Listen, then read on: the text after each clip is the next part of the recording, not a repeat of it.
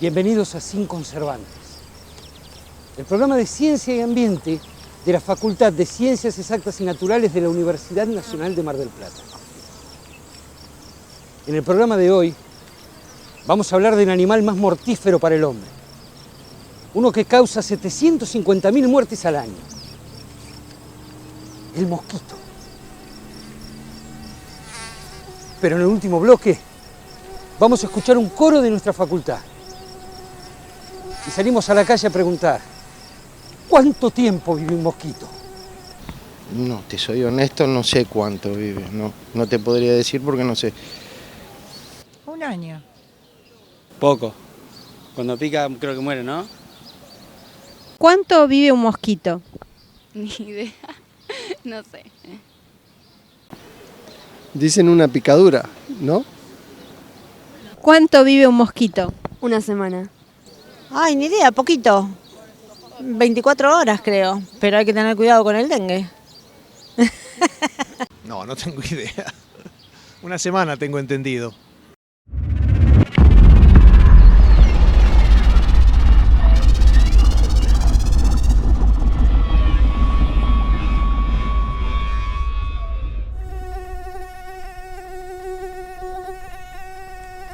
Para saber cuánto vive un mosquito, le preguntamos al entomólogo Juan Farina, del Museo de Ciencias Naturales.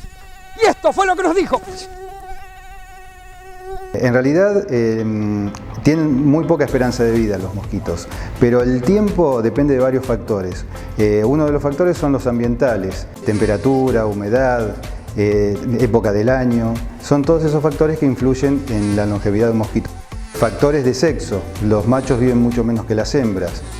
En términos generales se puede decir que viven alrededor de 15 días, entre una semana los machos y un mes las hembras. Dentro de la población de mosquitos hay algunos individuos que pueden llegar a vivir más tiempo. Algunas hembras pueden llegar a vivir hasta 6 meses. Aquellas que quedan adentro de casas o de albergues de animales que están más protegidas y, digamos, su tiempo de vida se prolonga. Una de las especies más grandes y más molestas de mosquitos que aparecen en verano es el Aedes albifasciatus. Es un mosquito de más de 5 milímetros, rayado, de color negro y blanco, y que se desarrolla en aquellos cuerpos de aguas temporales de los ambientes rurales. O sea, cualquier cuneta, pozo que hay en un terreno es el lugar ideal para el desarrollo. Ahora bien, estos mosquitos ponen los huevos en el borde de estos cuerpos de agua. Cuando baja el nivel de agua, los huevos adquieren resistencia. Cuando vuelve a llover y el nivel supera al de los huevos, recién ahí nacen las larvas y se desarrollan en estos lugares. Por eso es tan importante en el control de estos animales, primero rellenar esos lugares y tener en cuenta que en los alrededores también pueden haber quedado los huevos. O sea, tiene que haber un trabajo del terreno como para eliminarlos definitivamente.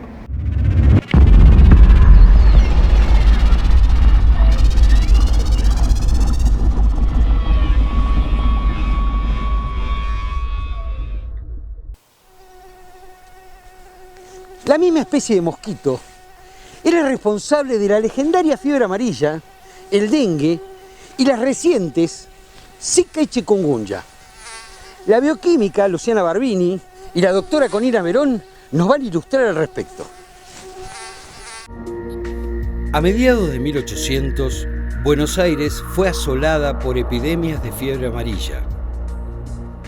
Pero la ocurrida en 1871 fue un suceso que mató aproximadamente a 14.000 porteños.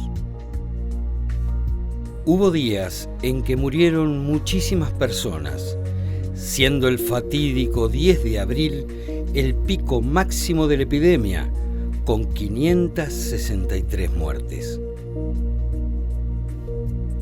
El llamado Tren de los Muertos llegaba diariamente atiborrado de cadáveres hasta el cementerio de la Chacarita. Comenzaron a producirse además casos fulminantes, gente que moría 1 o 2 días después de contraer la enfermedad. No se sabía que la infección era causada por un virus, ni tampoco que la transmitía un mosquito. El término arbovirus hace referencia a un grupo de virus que se transmiten mediante artrópodos.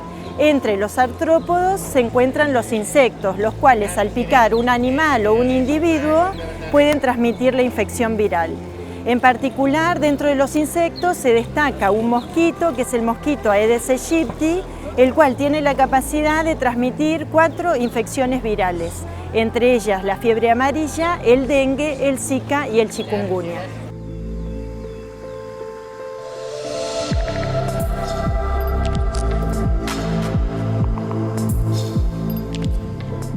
La fiebre amarilla es una enfermedad de origen viral, aguda y hemorrágica que resulta endémica en las regiones tropicales de África, en América Central y Sudamérica. El cuadro clínico empieza aproximadamente de 3 a 6 días después de la picadura del mosquito infectado y se caracteriza por presentar fiebre, dolores musculares, de cabeza, náuseas y vómitos. Se denomina fiebre amarilla porque algunos pacientes progresan hacia una fase que se denomina fase tóxica, en la cual la característica es que presentan ictericia.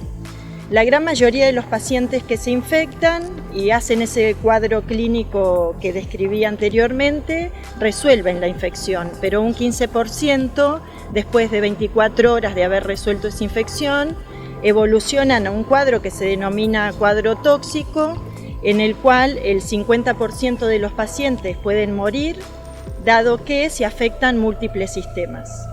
En la actualidad no existe un tratamiento antiviral específico para tratar la enfermedad, pero sí se dispone para prevenir de una vacuna, que se trata de una vacuna virus atenuado, que se administra una única dosis y esa dosis confiere inmunidad duradera de por vida. Si hablamos de mosquitos, en el mundo existen una gran cantidad de especies de mosquitos diferentes, ¿sí? Solamente en Argentina hay entre 200 y 300 especies más o menos presentes, y entre ellas el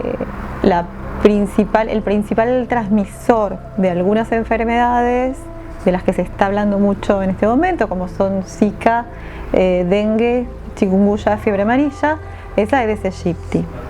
Aedes aegypti es una especie que no es nativa, no es originaria de Argentina, es originaria de África, y se cree que los primeros ejemplares vinieron en barcos cuando fueron trasladados los esclavos africanos hacia América, y a partir de ese primer foco se fueron distribuyendo por acción del hombre al resto de los países de América.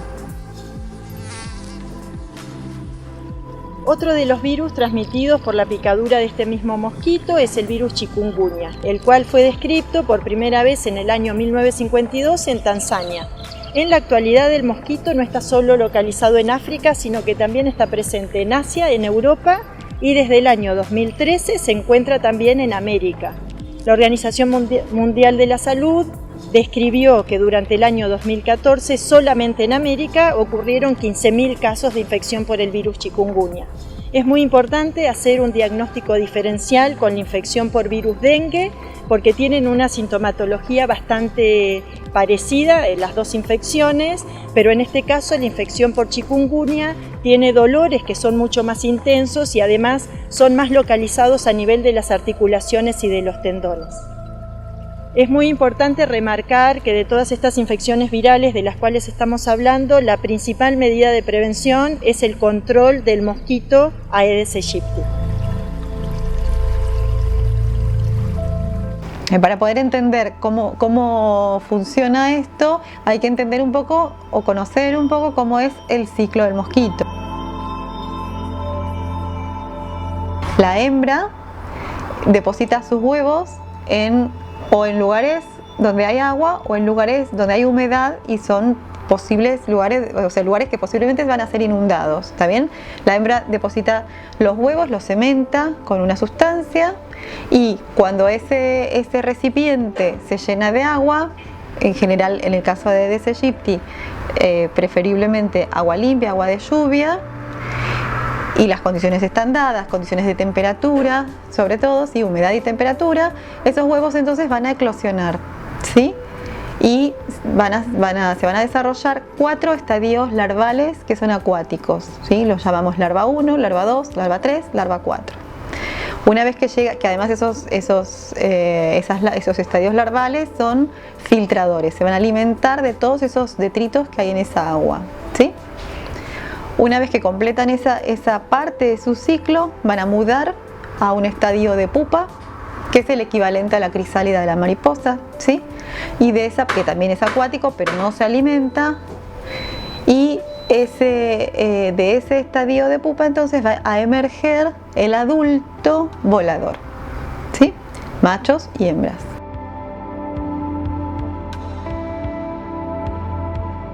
Ambos, machos y hembras, se alimentan de sustancias azucaradas, copulan y para que la hembra pueda completar su ciclo gonadotrófico, o sea, el ciclo de desarrollo de sus huevos, necesita un extra de energía. ¿Cómo obtiene esa extra energía? Picando a un vertebrado, ¿sí? Tomando sangre de un vertebrado. Y de esa manera puede completar su ciclo gonadotrófico y nuevamente colocar esos huevos, lo que le llamamos nosotros oviponer, otra vez en un ambiente en donde va a haber humedad y puedan desarrollarse sus larvas. El virus Zika también puede ser transmitido por el mosquito Aedes aegypti, pero en este caso en particular, además de ser transmitido mediante el vector mosquito, la transmisión puede darse persona a persona. Este virus se describió por primera vez en el año 1947 en macacos en Uganda y recién en el humano se describió en el año 1952 en Uganda y en Tanzania.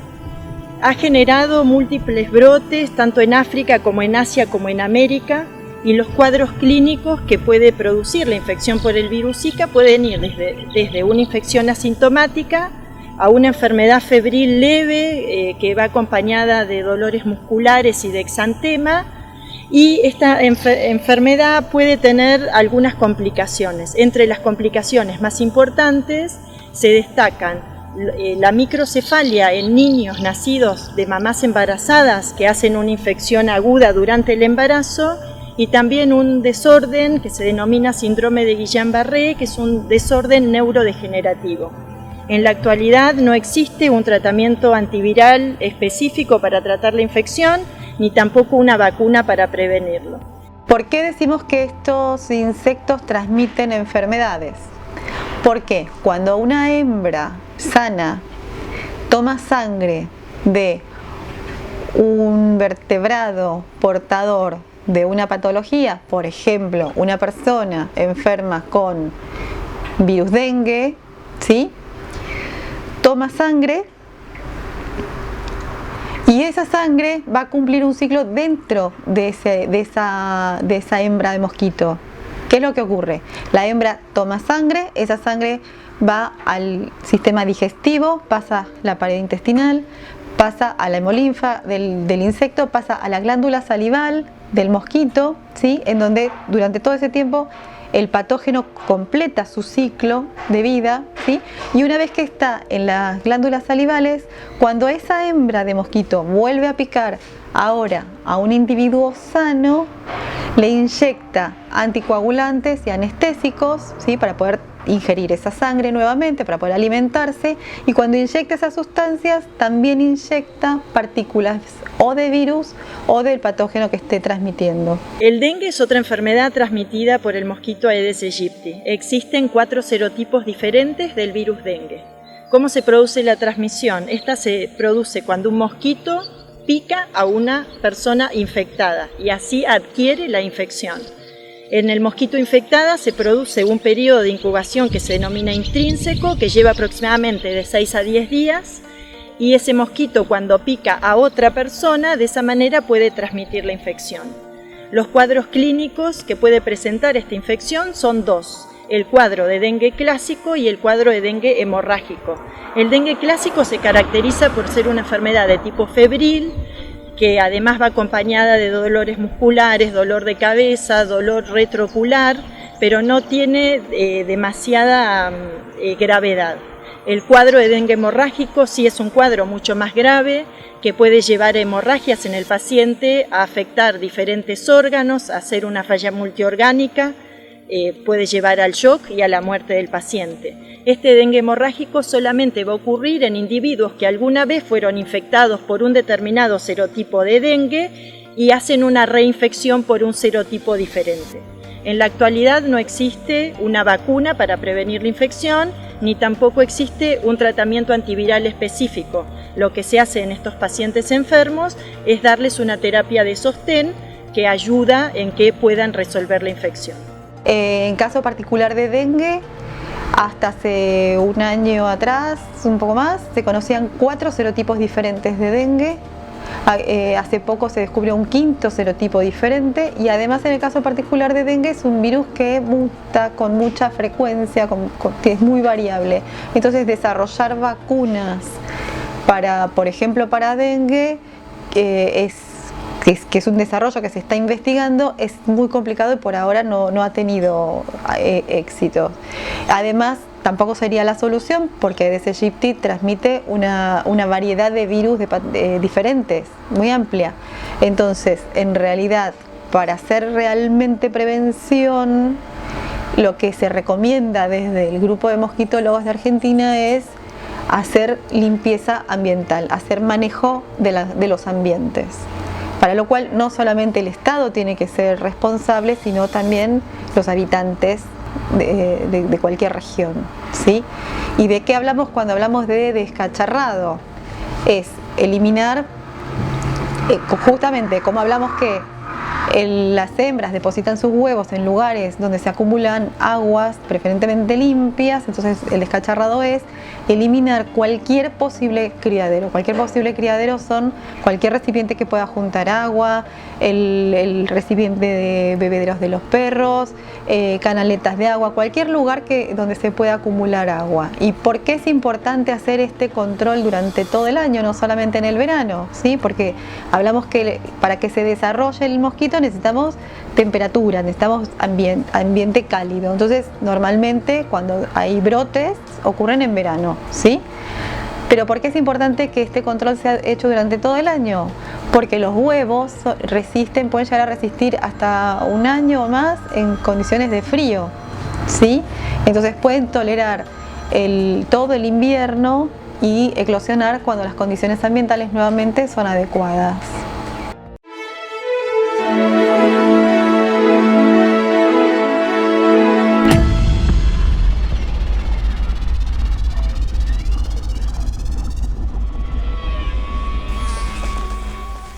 Un grupo de estudiantes y docentes de nuestra facultad, dirigidos por el excelente músico marplatense Marcelo Sanjurjo, nos van a hacer escuchar Samba para olvidar.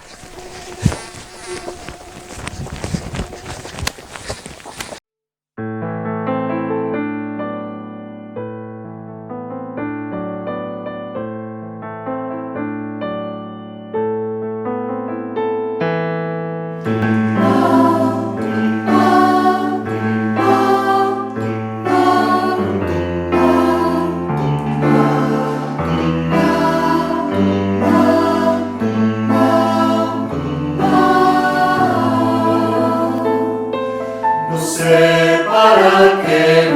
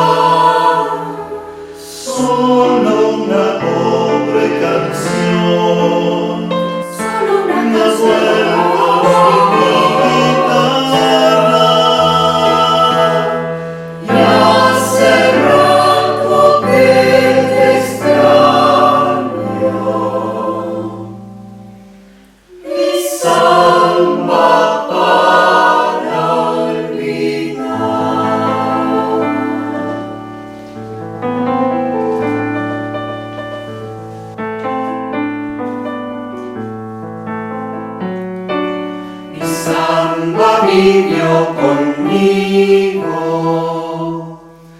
parte de mi soledad. No sé si ya lo sabrás, mi vida se fue contigo, contigo mi amor, contigo, que mal me recordar.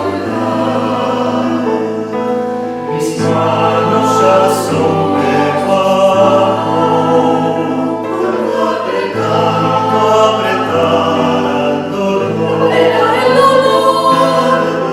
Y ahora que me falta el sol, no sé qué venís buscando. Llorando, mi amor, llorando. Olvídame vos. Qué pena me da saber que al final de este amor ya no quiero nada. Solo una pobre canción. Solo una canción.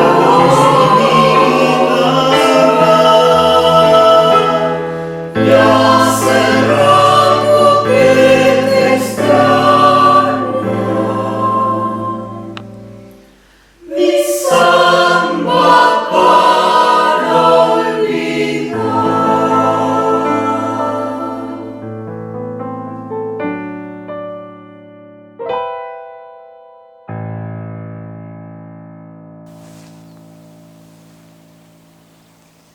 Esto ha sido todo por hoy en Sin Conservantes.